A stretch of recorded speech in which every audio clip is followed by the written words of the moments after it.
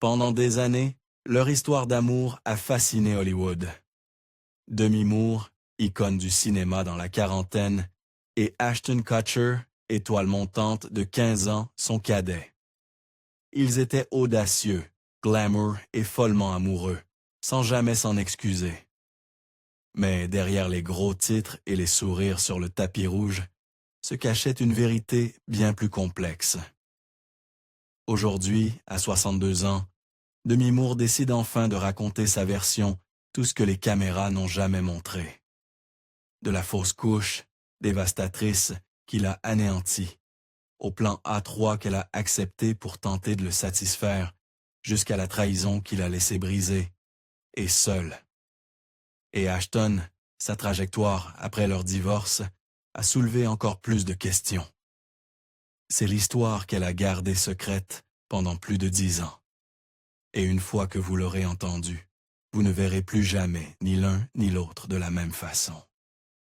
Sa rencontre avec Ashton Kutcher et cette électricité ressentie. Au printemps 2003, Demi Moore entre dans une suite d'hôtels à New York pour un dîner informel entre amis. Elle, à 40 ans, vient de divorcer et traverse une phase d'introspection. Ashton Kutcher, à l'âge de seulement 25 ans, est également présent. Jeune, charismatique et déjà célèbre grâce à That 70's Show. Ils viennent de mondes différents, de générations opposées, mais lorsque leurs regards se croisent ce soir-là, tout le reste s'efface. Comme le racontera plus tard, Moore, c'était comme si plus personne d'autre n'existait. Ils passent toute la nuit à parler. Le lien est immédiat, naturel, magnétique. Il y avait une aisance entre nous, un profond sentiment de confort et beaucoup d'électricité, se souvient Demi. Ils partagent leurs histoires de vie, leurs souvenirs d'enfance, leurs espoirs et leurs blessures. Pour Moore, c'est comme une seconde jeunesse. Quand j'ai rencontré Ashton, j'ai eu l'impression de pouvoir recommencer, de revenir en arrière pour revivre ce que c'est d'être jeune, avec lui. L'écart de 15 ans entre eux, ils ne le sentent pas. Ni dans les premières semaines, ni lorsqu'on les aperçoit en double rendez-vous à Miami, avec Sean, P. Diddy Combs et Kim Porter. Des témoins parlent d'un baiser très romantique, échangé à la sortie du restaurant. Quelques jours plus tard, Ashton s'entend déjà à merveille avec les filles de Demi, Rumeur, Scoot et Tallulah, et rencontre même son ex-mari, Bruce Willis. 2 mois plus tard, Kutcher fait sa demande dans le plus pur style hollywoodien. Un pique-nique de minuit sur une plage à Santa Barbara, des pétales de rose formant les mots « Marry me » et une bague de fiançailles de 5 carats en diamant Asher, d'une valeur de 250 000 $. Ils emménagent ensemble peu après et lancent leur société de production Catalyst Film. Sur le plan personnel comme professionnel, ils deviennent un couple puissant. En 2005, ils co-animent Saturday Night Live. Moore apparaît grimé en vieille dame pendant le monologue d'Ashton, se moquant de leurs différences d'âge avec humour et autodérision. En septembre de cette année-là, ils se marient lors d'une cérémonie kabbalistique intime à leur domicile de Beverly Hills. À peine sont invités sont présents, dont Bruce Willis, qui aurait versé quelques larmes. C'était un mariage magnifique, raconte un proche à People, d'une simplicité touchante qui reflétait parfaitement leur personnalité. Un autre ajoute, il y avait tant d'amour dans la pièce. Pendant un temps, leur vie semble parfaite. Ashton embrasse son rôle de beau-père à cœur ouvert. Il fait des tresmes aux filles, les encourage aux événements scolaires, suite même des cours de parentalité. Il dira un jour, « L'amour ne se divise pas, il grandit. » Bruce et Ashton s'entendent bien. « Nous sommes une équipe, » dira Demi, à propos de cette famille recomposée.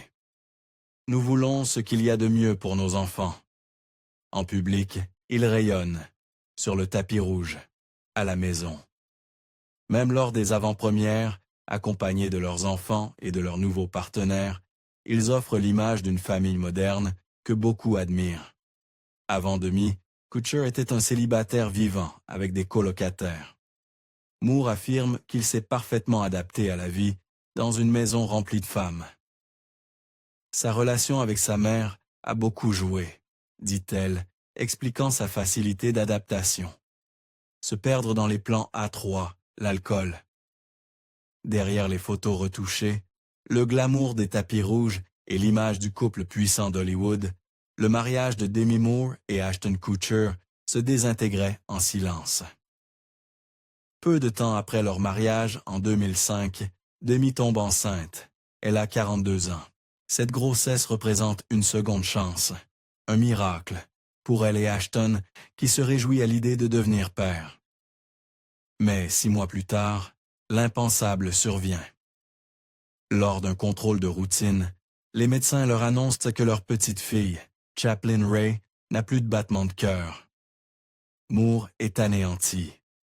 Je ne peux même pas expliquer la profondeur de la douleur, de la perte, du vide, de la confusion, confiera-t-elle à Diane Sawyer en 2019. J'ai complètement perdu de vue ce qui comptait vraiment, ma famille. Le couple tente tout pour avoir un autre enfant. FIV, traitements hormonaux, adoption, rien ne fonctionne. Le deuil dévore Demi. Après près de 20 ans de sobriété, elle recommence à boire. Ce n'est pas un dérapage brutal, mais une lente dérive. Elle explique que l'attitude désinvolte de Kutcher face à l'alcool a influencé ses choix. Un soir au dîner, il lui lance. « Je ne crois pas que l'alcoolisme soit une vraie maladie. C'est juste une question de modération. » Au lieu de défendre son long combat pour la sobriété, Moore commence à douter. « Je voulais être cette fille, celle qui pouvait boire un verre de vin à table ou un shot de tequila en soirée. Et dans ma tête, c'est ce qu'Ashton attendait aussi. » Ce qui commence par quelques verres dérape vite. Demi perd énormément de poids, jusqu'à ne peser que 44 kilos. Elle est anxieuse, rongée par le chagrin et la honte, et se réfugie dans les antidouleurs comme le Vicodin. Ashton tente d'être présent, mais leur lien s'effiloche. Il devenait de moins en moins présent, écrit-elle plus tard dans Inside Out. Je me pliais en 4 pour essayer de correspondre à l'idée qu'il se faisait d'une épouse. Et cette idée la pousse à faire des choix qu'elle regrettera amèrement. Pour raviver l'intimité et satisfaire Ashton, elle accepte d'ouvrir leur couple.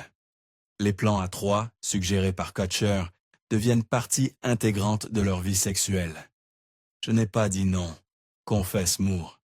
Je voulais lui montrer à quel point je pouvais être géniale, amusante. Elle voulait être suffisante, excitante, aimée. Mais ce qui devait les rapprocher ne fait que les éloigner. Moore avoue que ces expériences lui donnaient une fausse impression de pouvoir. En réalité, elle se sentait honteuse, perdue. Même quand la tierce personne était respectueuse, elle confie avoir été profondément mal à l'aise. Ce qu'elle faisait au nom de l'amour la faisait douter de qui elle était. C'était une erreur, une énorme erreur. La perte d'identité devient tangible. Lorsque des rumeurs d'infidélité surgissent lors d'un voyage à San Diego, Moore tente d'ignorer. Mais les murmures deviennent trop nombreux. Un soir, alors qu'elle se prépare pour un événement public, elle reçoit une alerte Google. Le titre, Ashton Kutcher aurait passé la nuit avec une jeune femme de 22 ans, nommée Sarah Leal. Le pire, Demi avait déjà croisé Leal. Elle lui avait tendu son numéro devant elle, et l'une de ses filles. Quand elle confronte Ashton, il avoue immédiatement. Je lui ai demandé si c'était vrai, et il a confirmé tout de suite. Raconte Moore sur Good Morning America. Ma réaction a été « Tu te fous de moi ». J'avais l'impression de ne plus pouvoir respirer. Cette trahison, aussi publique que personnelle, n'était même pas la première. Demi apprend qu'il avait aussi eu une liaison avec Britney Jones, 21 ans. Quand elle l'affronte à ce sujet, Kutcher aurait justifié ses actes en invoquant les plans à 3 qu'ils avaient eus. les limites étaient devenues floues, aurait-il dit. Pour Moore, c'est un choc dévastateur. Elle, qui avait reconstruit sa vie, survécu à des traumatismes d'enfance, à la pression médiatique et à l'exposition permanente, s'effondre, cette fois devant ses propres enfants. Elle sombre. L'alcool, les médicaments, le chagrin, tout s'accumule. Demi n'est plus elle-même. Ses filles, Rumeur, Scout et Tallulah s'éloignent. Les tensions deviennent si fortes qu'elles envisagent, selon certaines sources, de demander une injonction pour empêcher leur mère de les contacter. L'impact émotionnel se reflète physiquement. Sa perte de poids inquiète. Son comportement devient erratique. En janvier 2012, elle est hospitalisée après une crise provoquée par l'inhalation de protoxyde d'azote et la consommation de cannabis synthétique lors d'une fête. L'incident survient alors qu'elle est encore mariée à Kutcher. Le public est choqué. C'est une chute brutale, effrayante. Plus tard, Moore décrira son amour pour Kutcher comme une addiction. C'était plus dévastateur que n'importe quelle drogue, car cela m'a vraiment déconnecté émotionnellement. Le besoin d'être celle qu'il attendait, pour lui plaire, le garder, ne pas être abandonné, l'a mené à trahir sa propre essence. Dans Inside Out, elle avoue avoir voulu reproduire un fantasme entré dans un moule. Mais chaque compromis, chaque verre, chaque nuit partagée avec un nain inconnu, l'éloignait davantage de la femme qu'elle était vraiment. Elle ne vivait plus. Elle disparaissait. Moore est aussi lucide sur le double standard qu'elle incarnait. La société est cruelle envers les femmes plus âgées qui sortent avec des hommes plus jeunes. Elle devient la cible des tabloïds, des blagues sur les plateaux télé. Chaque ride est disséquée, c'est humiliant. Et cela alimente encore plus ses insécurités. Kutcher, lui, reste discret. Lors de la sortie du livre, il poste simplement sur Twitter. Pour la vérité, envoie-moi un texto. Il avoue ensuite avoir failli publier un message cinglant, mais y avoir renoncé en regardant sa fille et son épouse. Alors je l'ai supprimé. Mais la vérité est déjà là. L'acteur Scott Eastwood confirme même une liaison lors d'une interview dans Watch What Happens Live, affirmant que Kutcher avait couché avec sa petite amie de l'époque, ce qui, selon lui, a causé la rupture entre lui et Demi. Et pourtant, à ce moment-là, Moore n'a pas encore officiellement demandé le divorce. La séparation n'est pas annoncée. Mais l'effondrement est en marche.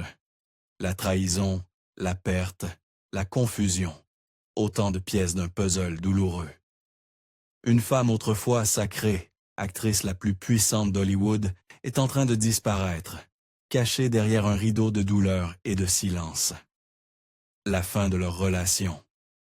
Le 17 novembre 2011, l'illusion du couple de cinéma le plus emblématique des amours décalés s'effondre officiellement.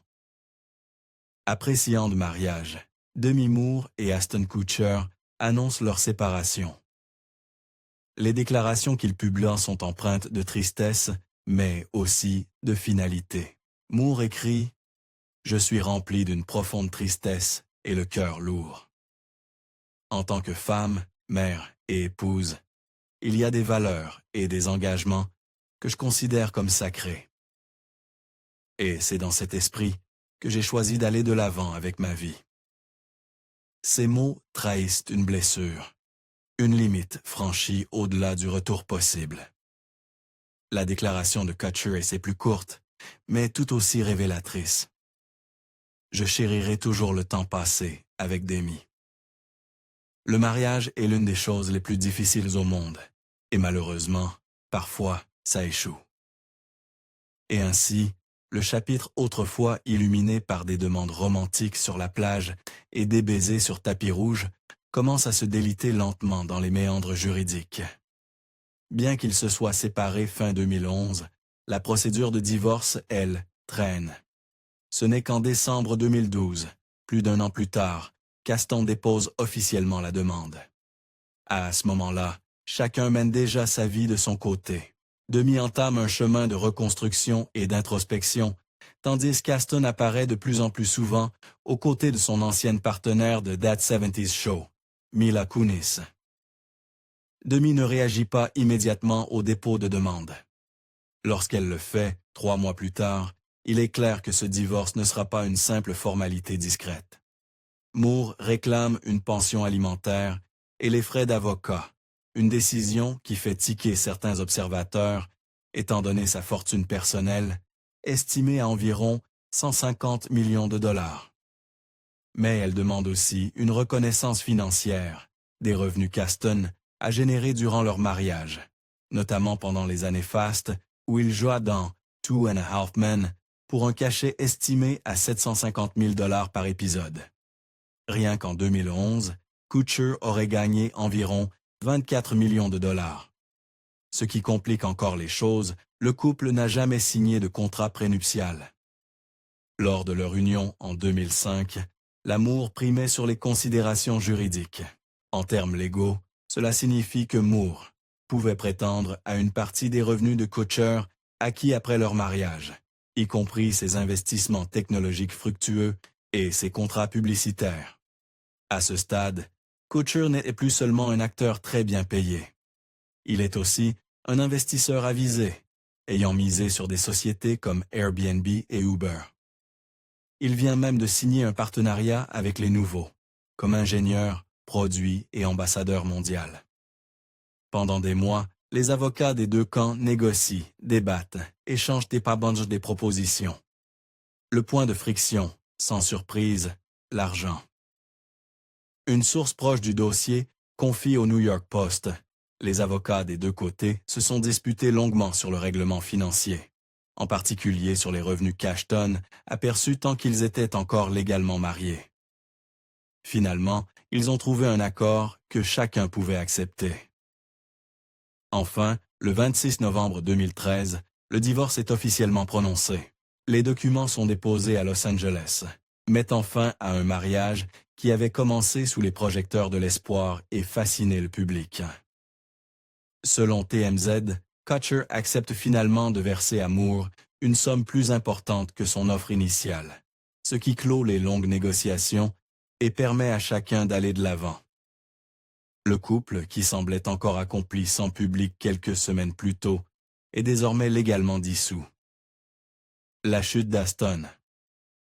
Lorsqu'Aston Kutcher finalisa son divorce avec Demi Moore, tout le monde pensa qu'il avait réussi à tourner la page. À 34 ans, il construisait déjà un nouveau chapitre avec Mila Kunis, son ancienne partenaire de That 70s Show.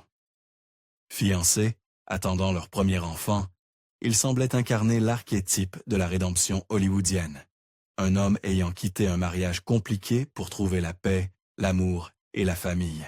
Mais sous cette image soigneusement façonnée, une série de choix, d'amitiés controversées et de maladresses publiques allait lentement éroder la réputation de Golden Boy de Kutcher. Ce qui suivit ne fut pas un crash, mais un effritement lent et inquiétant. Dans les années qui ont suivi le divorce, Aston semblait s'épanouir. Il accueille une fille, Wyatt, en 2014, puis épouse Mila en 2015. Leur fils, Dimitri, naît en 2016. Aston devient père, investisseur technologique et philanthrope. Il cofonde Torn, une organisation à but non lucratif, luttant contre l'exploitation sexuelle des enfants, une cause qu'il défendait déjà du temps de son couple avec Moore. Professionnellement, il passe du statut de star de sitcom à celui d'entrepreneur engagé. L'histoire semblait prometteuse, mais en 2023, l'image publique qu'Aston avait méticuleusement reconstruite commence à s'effondrer. Le premier coup dur survient avec le procès et la condamnation de Danny Masterson, ami proche de Kutcher et ex-partenaire dans That 70s Show. En septembre 2023, Masterson était condamné à 30 ans de prison pour viol sur 2 femmes.